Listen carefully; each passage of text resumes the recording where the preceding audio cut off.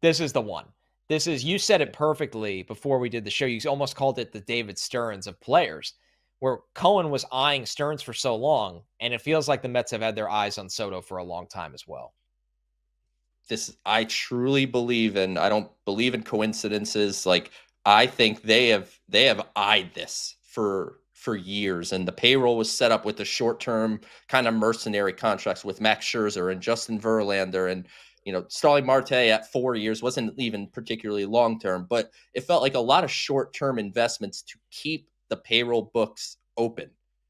Because imagine the Mets just signed, this top free agent and that top free agent, and gave Blake Snell a long-term contract last year, and signed Yamamoto, and all these things that they kind of passed over and got criticized for.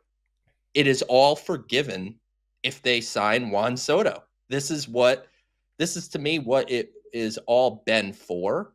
And the New York aspect is great. I agree, Connor, that the lack of Aaron Judge pursuit was, partially, I think you knew that he wanted to go back to the Yankees, but also, like, we're not here to get in the way of your franchise player.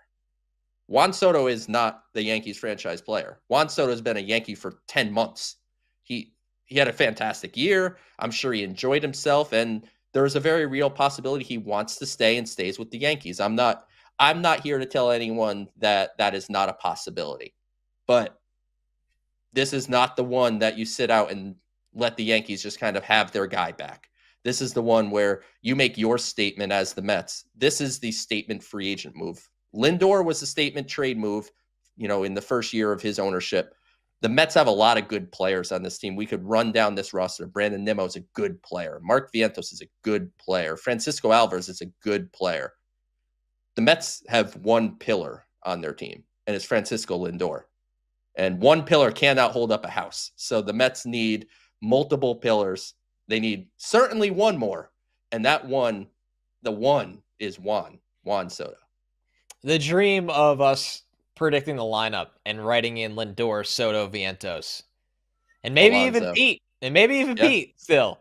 I think they are, not tied together, Pete and Soto, for whatever that's worth. I know a lot of people are thinking they are. I don't think they are, by the way.